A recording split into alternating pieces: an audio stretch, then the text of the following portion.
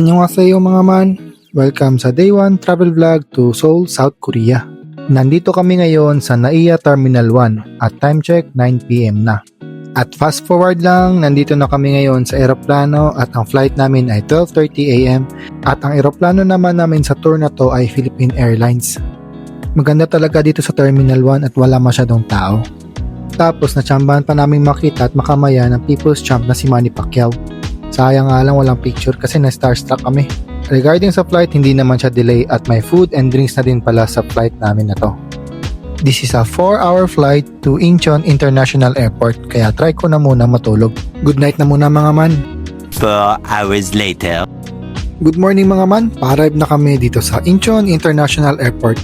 Time check 4:40am na ngayon at 1 hour advance ang South Korea sa Pilipinas. At FYI, hindi na naman pala to DIY tour mga man ha.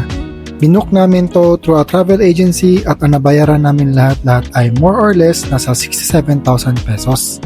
Kasama na doon ang visa fee, plane ticket na back and forth with 20 kilograms na check-in, hotel accommodation, with free breakfast, 4 lunches at 3 dinners. Ang babayaran na lang ay ang tip sa tour guide. And this is a 5 days and 4 nights na tour. Ang day 1 namin ay free day or DIY lang. Pero yung original na itinerary namin dapat ay Nami Island at ang Garden of Morning Calm. Tapos yung day 4 yung free day or DIY. Pero naisip namin na baka nakakapagod yun kasi nga yung flight namin ay madaling araw at baka hindi kami makatulog ng maayos. Tapos may mga thunders pa kaming mga kasama kaya pinapalitan namin yung day 1 itinerary ng free day. Pero pinarisked na namin to before pa yung tour. Tapos wala na pala tong optional tour mga man. Pero may mga budol shop visit pa din. At kung napansin nyo, medyo mahal yung tour namin na to. Dahil siguro Philippine Airlines yung eroplano, tapos private group tour lang to. Ibig sabihin kaming 6 lang yung nasa tour. Pero mas trip ko yung maramihan pag ganitong nakabook sa travel agency. Kasi parang mas magulo na masaya at syempre para makamura na din. May mas mura naman na option kung AirAsia yung eroplano. Siguro nasa more or less 61,500 pesos ata lahat yung babayaran. Pero dahil konti nga lang yung difference kaya mas pinili namin ang Philippine Airlines na lang. At ayan, matapos kong ikwento ang tour details namin, tapos na din kami sa immigration at nakuha na din namin ang mga bagahe. Grabe yung pila sa immigration sa araw na to, ang haba. Siguro mga 1 hour din kami nakapila. Marami kasing tourist ngayon at autumn season. At ayan, naglalakad na kami ngayon papuntang exit 1 kasi ang sabi doon daw maghihintay yung driver na maghahatid sa amin sa hotel. Yung transpo pala from airport to hotel at yung pa-airport sa last day ay kasama na din sa binayaran namin. At habang naglalakad may nakita kaming money exchange counter at ATM para sana mag-withdraw.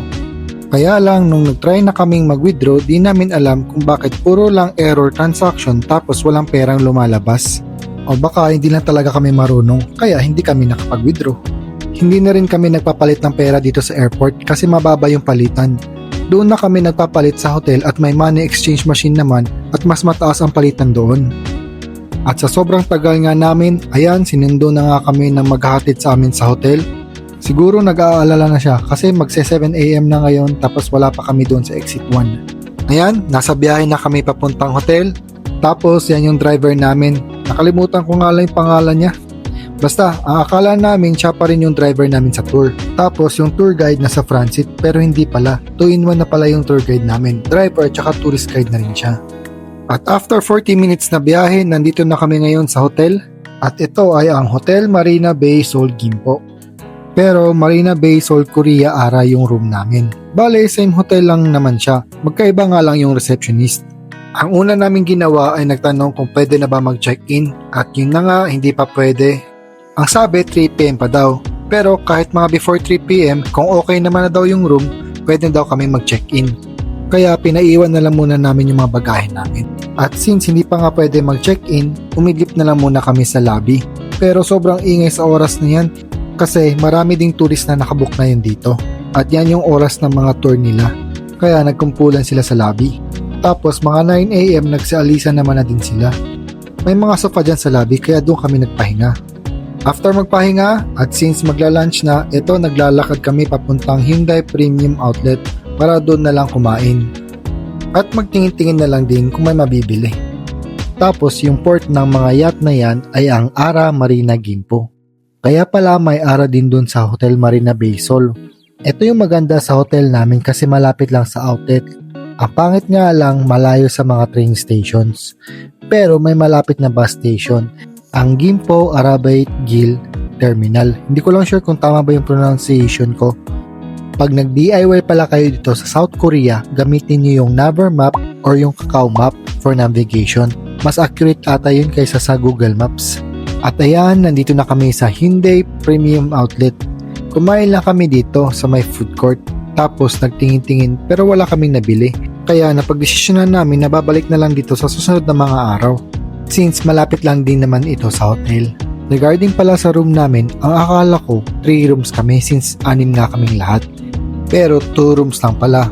At ito yung room namin, may isang queen size bed at 1 single bed. Pero ang problema yung kina mami, ate at auntie na room kasi yung bed nila ay 2 single bed lang. Hindi namin alam kung bakit nagkaganon kasi yung breakfast coupon naman nila ay pang 3 tao. Sa tingin namin may nangyaring miscom sa travel agency at sa tie-up nilang travel agency dito sa South Korea. Pero sa next day naman nila nilipat na sila sa ibang room na malaki at maganda.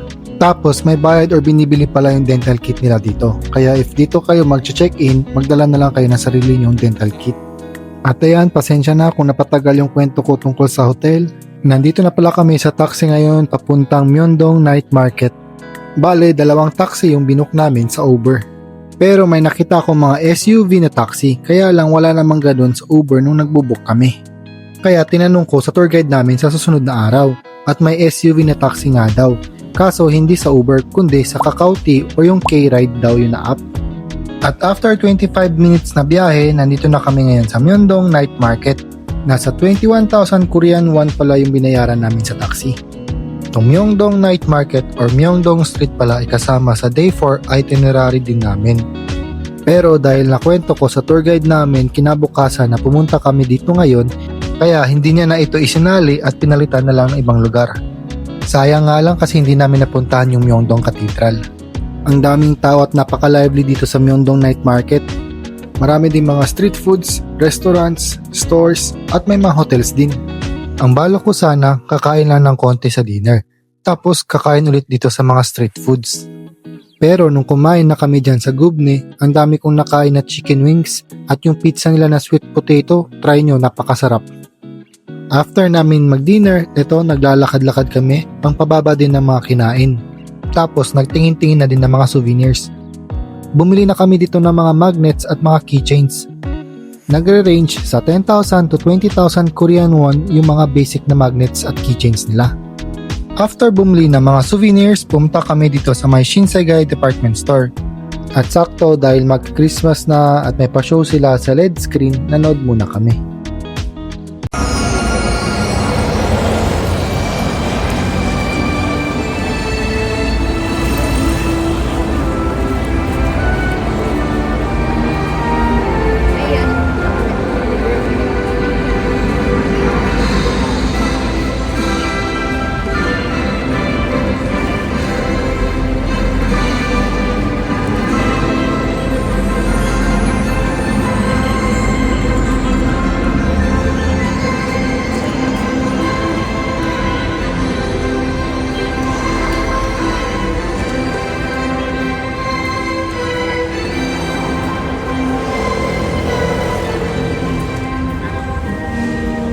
Dali lang. Hinihintay yung Uber ba?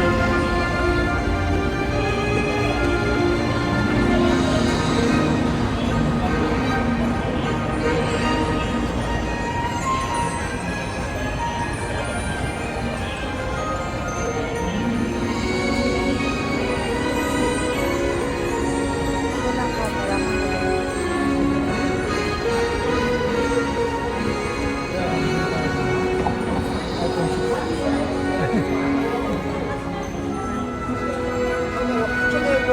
Yawa ka mo ito na nangawit ka kasi ako.